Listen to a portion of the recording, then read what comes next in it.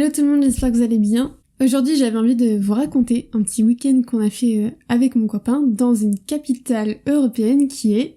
Bon, de toute façon c'est marqué dans le titre, vous allez savoir. Bruxelles.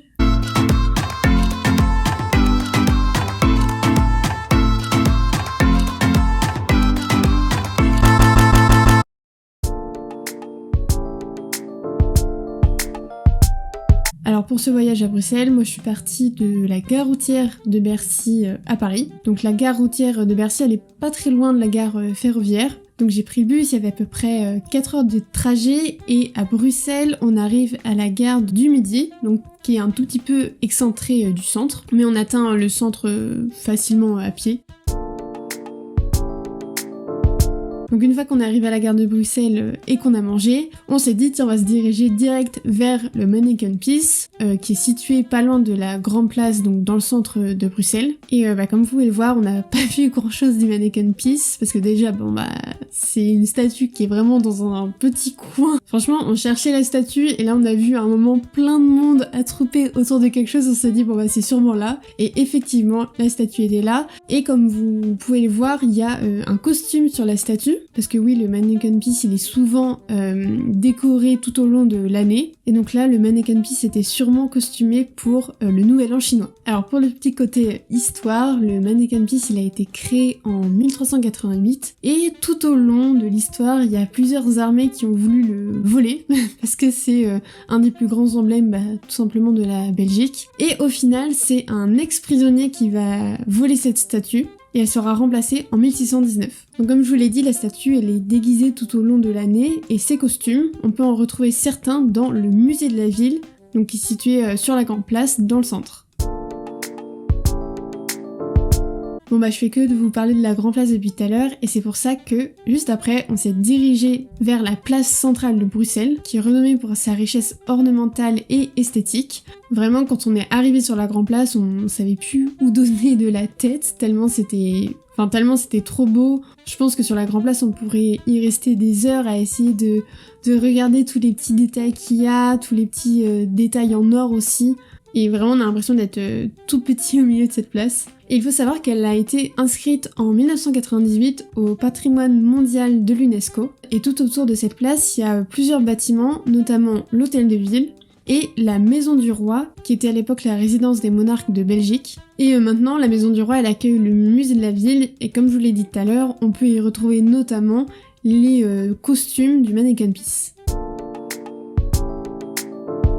Donc on continuait notre balade dans la ville et on est notamment tombé sur la bourse de Bruxelles, et comme on a été très curieux et que le bâtiment est assez impressionnant d'extérieur, on est rentré à l'intérieur et au final le bâtiment est aussi beau d'intérieur que d'extérieur. Donc nous avait dit que si on se baladait dans la ville, il fallait surtout qu'on passe aux Galeries Royales Saint-Hubert. Donc ces galeries sont en fait au nombre de 3, il y a la galerie du roi, la galerie de la reine et la galerie du prince. Et c'est vraiment très sympathique de se balader à l'intérieur. Elles font partie des plus anciennes galeries d'Europe et elles sont classées au patrimoine mondial de l'UNESCO depuis 2008. Alors au niveau des visites, nous on a décidé de faire 2 musées. Je pense qu'en un week-end, c'est possible d'en faire un en plus, mais à mon avis c'est la limite. Si vous voulez surtout prendre le temps de bien vous balader dans Bruxelles en même temps que de faire des musées.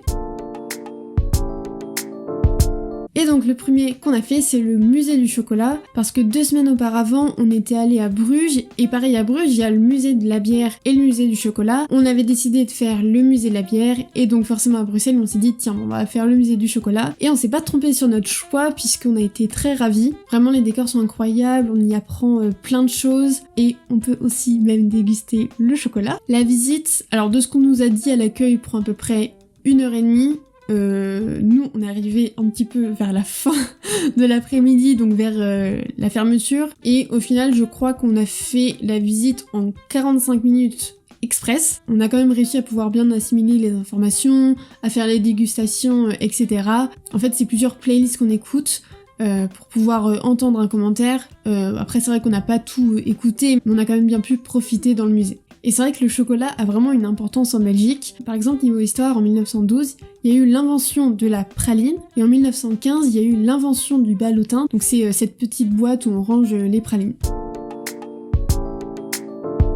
Et le dernier musée qu'on a fait, ou on va dire l'attraction, c'était donc du coup le dimanche matin, on est allé à l'Atomium. Alors ça c'est vraiment l'attraction la plus populaire de Bruxelles. Pour pouvoir y accéder, il faut prendre soit le métro, soit le tram, ce qui est assez simple. Il faut savoir que l'Atomium, il a été réalisé pour l'exposition universelle qui avait lieu à Bruxelles en 1958, et c'était vraiment l'emblème et l'exposition phare de cet événement. Avec tout ce qui s'était passé durant la Seconde Guerre mondiale, le but de cette exposition et du coup de l'Atomium, c'était d'apporter en fait une vision pacifiste de l'énergie atomique qui pouvait servir à des fins scientifiques. Et c'est pour ça qu'ils ont déterminé et conçu l'Atomium.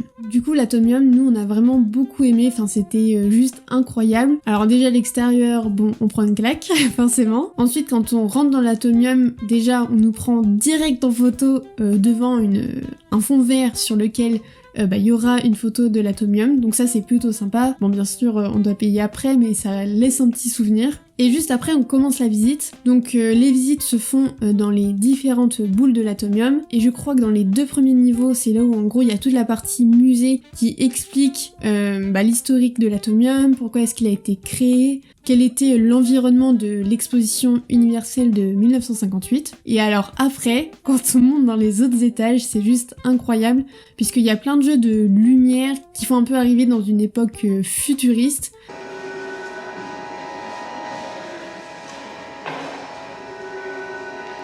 Et c'est assez impressionnant. Et ensuite on redescend pour pouvoir monter par l'ascenseur pour arriver tout en haut et avoir une vue panoramique sur la ville de Bruxelles.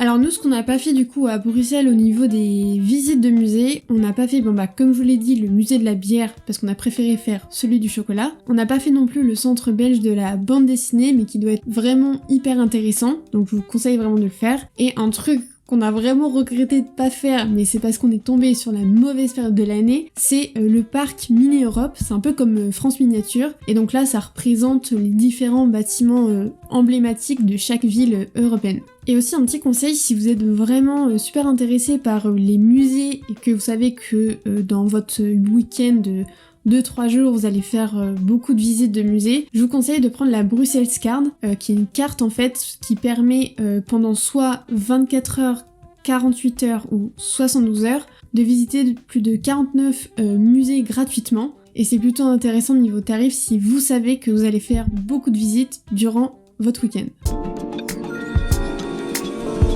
Alors déjà, nous à Bruxelles, on a eu de la chance parce qu'il n'a pas plu. Enfin, en tout cas, il pleuvait à partir de 17h, je crois, le samedi. Et il a plu quand on est parti le dimanche, donc vers 18h, on va dire. Je crois qu'on a même eu le droit à des rayons de soleil, donc c'était vraiment trop cool. Et le temps était super doux, donc c'est vrai que comme on vient de sortir d'une période assez hivernale et très froide, c'était assez agréable. Et enfin, on ne pouvait pas partir de Bruxelles sans avoir mangé un cornet de frites. Voilà, c'est la fin de cette vidéo, j'espère qu'elle vous aura plu. N'hésitez pas à vous abonner, à laisser un like, à mettre un commentaire si vous voulez. Et je vous dis à bientôt pour une prochaine vidéo.